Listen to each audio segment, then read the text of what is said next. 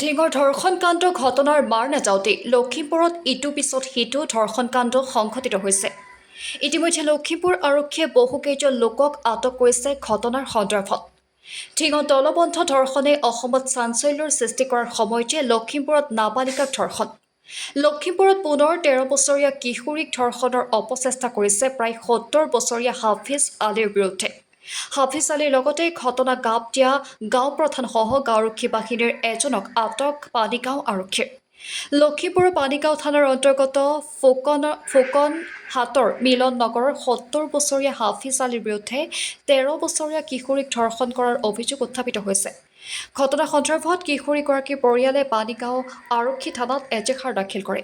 পানীগাঁও আৰক্ষীৰ অ'চি গৌৰৱ ভূমিজৰ নেতৃত্বত যোৱা নিশা ইতিমধ্যে ঘটনাৰ লগত জড়িত হাফিজ আলীৰ লগতে উক্ত ঘটনাৰ গাপ দিয়াৰ চেষ্টা কৰা গাঁও প্ৰধান আৰু গাঁওৰক্ষী বাহিনীৰ এজনক আটক কৰিছে। দীৰ্ঘদিনৰ পৰা কেইবাগৰাকী কিশোৰীক ধৰ্ষণৰ অপচেষ্টা চলাই অহাৰ অভিযোগ ৰাইজৰ হাফিজ আলীৰ বিৰুদ্ধে।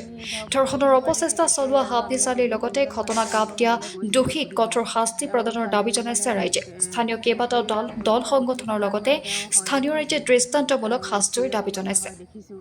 লখিমপুৰৰ পৰা বেদান্ত বৰুৱা প্ৰতিবেদন, ৰাইজৰ বাৰ্তা। ছেক্ৰেটাৰীয়ে গম পায়, গাঁও প্ৰধানো জনোৱা হ'ল। জনোৱাৰ পাছত তেওঁলোকে একো মীমাংসা নকৰিলে। ইমানতে মানে কেছটো মানে গাপ দি থৈ দিলে। তাৰপাছত মানে কি হ'ল কি নহ'ল নাজানো। তাৰপৰা গাঁও তেওঁ মানে মানুহবিলাক ক্ষেত্ৰত তেওঁলোকৰ ঘৰৰ মানুহখিনি গৈ কালি কেছ দিলে।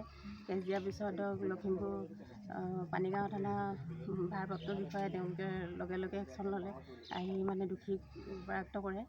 এতিয়া বৰ্তমান থানাতে আছে। কেইজনক নিছে? এতিয়া শুনামতে মানে হাফিজ আলী বুলি কয়, তেওঁক বাজেয়াপ্ত কৰিছে আৰু গাঁও প্ৰধান আছে বুলি শুনিছোঁ আৰু ভিডিপি পাৰ্টিৰ ছেক্ৰেটাৰী আছে বুলি শুনিছোঁ। ঘটনাটো একদম গাপ দিবলৈ চেষ্টা কৰিছিল নেকি?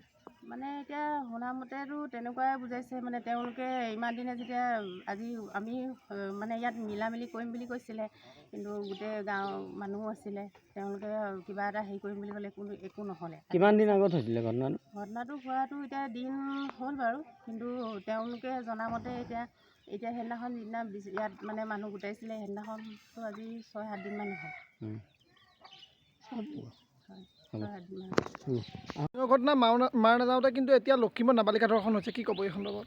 এইটো বৰ লজ্জাজনক কথা আৰু লখিমপুৰত দিনক দিনে এই মানে অপৰাধবিলাক বাঢ়ি যোৱাৰ কাৰণে আমিও অত্যন্ত মানে দুখ পাইছোঁ।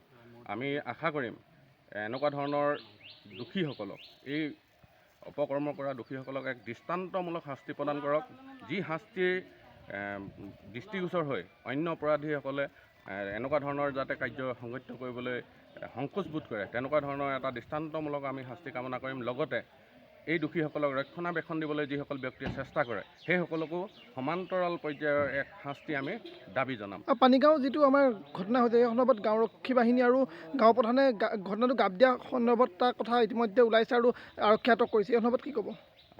এইটো চিৰন্তন সত্য কথা। তেখেতলোকে এই কেছটো গাপ দিবলৈ চেষ্টা কৰিছিলে আৰু ভুক্তভোগী পৰিয়ালে বিভিন্ন দল সংগঠন আৰু সচেতন ৰাইজৰ সহযোগত তেওঁলোকৰ উৎসাহ উদ্দীপনাত আইনৰ কাষ চাপিবলৈ তেখেতলোক সক্ষম হ'ল। নহ'লেতো গাঁও প্ৰধান আৰু গাঁওৰক্ষী বাহিনীৰ সেই ব্যক্তিগৰাকীয়ে এই কেছটো গাপ দি ৰাখিছিলে। যিহেতু তেওঁলোকক নিকিন নিচলা পায়, তেখেতলোকক বিভিন্ন প্ৰলোভন আৰু দাবী ধমকিৰে তেখেতলোকক আইনৰ কাষলৈ আহিবলৈ বাধা দি প্ৰদান কৰি ৰাখিছিলে। সৰ্বশেষত সকলোৰে সহযোগত, ৰাইজৰ সহযোগত, বিভিন্ন দল সংগঠন আৰু আপোনালোকৰ সহযোগত তেখেতলোকে আহি পানীগাঁও থানাত এজাহাৰ দাখিল কৰিলে। এজাহাৰ দাখিল কৰাৰ তৎমুহূৰ্ততে পানীগাঁও থানা ভাৰপ্ৰাপ্ত আৰক্ষী বিষয়াগৰাকীয়ে অভিযান চলাই দোষীক আটক কৰাৰ লগতে গাঁও প্ৰধান আৰু গাঁওৰক্ষী বাহিনীৰ সেই বিশেষ ব্যক্তিজনক আটক কৰি আনিছে আৰু এতিয়াও তেখেতলোকক জেৰা অব্যাহত ৰাখিছে। আমি আশা কৰিম দোষীক উপযুক্ত শাস্তি তেখেতলোকে প্ৰদান কৰিবলৈ সক্ষম হ'ব।